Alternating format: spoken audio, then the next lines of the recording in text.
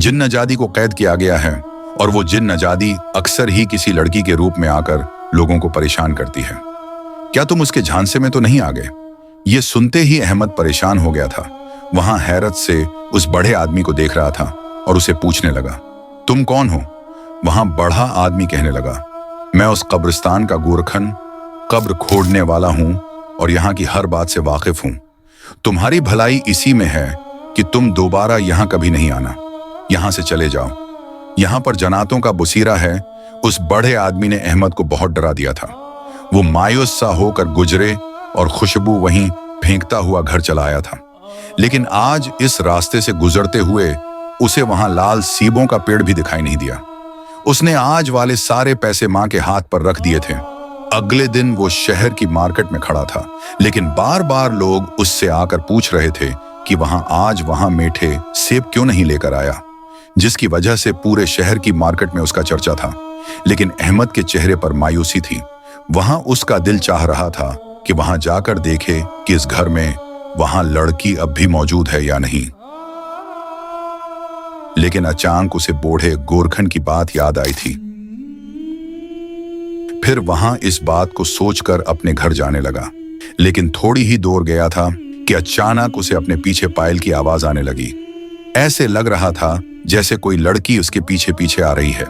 वो जैसे ही इन आवाजों पर पलटा तो इसकी आंखों ने हैरत अंगेज मंजर देखा था। इसी पेड़ के नीचे वहां लड़की खड़ी थी, जिस पर लगे हुए लाल रंग के सेब इसे अपनी तरफ आकृष्ट कर रहे थे। लेकिन वहां लड़की को देखकर डर गया। लड़की की आंखें बड़ी अजीब हो रही थीं। इसने काले रंग का लिबास पहन रखा था और उस काले दुपट्टे से मोड़ छुपा रखा था। लेकिन वो हाथ के इशारे से उसे अपनी तरफ बुला रही थी। वहां ना चाहते हुए भी उसके पास चला आया था। मैं तुम्हारे घर गया था, तुम्हारे लिए तहफा लेकर। तुम कहीं पर भी नहीं थी, लेकिन मुझे तुम्हारे बारे में सच्चाई जाननी है। आखिर तुम कौन हो? तुम्हारा नाम क्या है? लड़की ने कोई जवाब नहीं दिया था, बल्कि खामोशी से अहमद को देखती रही। फिर कहने लगी, क्या तुम उस पेड़ के मीठे मीठे सेब हासिल करना चाहते हो? हर रोज की तरह वह पैसे कमाना चाहते हो? अगर उसका जवाब हाँ में है तो तुम्हें मेरी बात सुननी होगी। अहमद हैरत से कहने लगा, कैसी बात?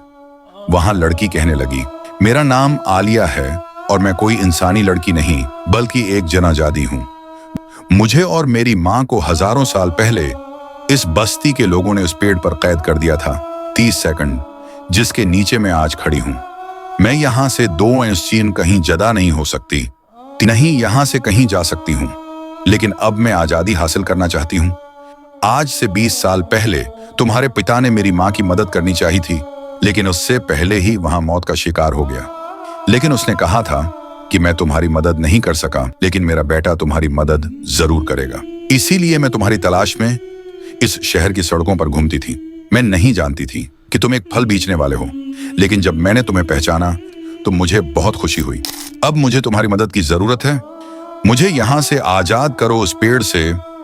यहाँ पर मेरी माँ भी रहती है, लेकिन वो बहुत बीमार है। यहाँ से आजादी के बाद मैं अपने कबीले में वापस चली जाऊंगी, जहाँ पर हम जन्नात रहते हैं। लेकिन मैं अभी नहीं जा सकती, क्योंकि मैं एक कमजोर और ताकत से महरूम जिन नजादी हूँ। तुम ही हो जो मुझे आजादी दिला सकते हो, जैसे कि तुम्हारे पिता ने हमें आजाद करने की कोशिश की थी। अहमद यह सुनकर हैरान रह गया था। उसे अभी तक यकीन नहीं आ रहा था कि वहां कोई लड़की नहीं, वो एक जिन नजादी है जिसकी मोहब्बत में। फिर वो लड़की उसे कहने लगी, यहाँ से थोड़ी दूर एक पहाड़ है। इस पहाड़ के पीछे एक नदी बहती है। इस नदी का मीठा पानी और वहां इस नदी के पास लगे हुए चंद पौधे मेरी रहाई का बायस बन सकते हैं। तुम उनके पते लेकर आना और इस नदी का पानी इस पेड़ पर छिड़कना।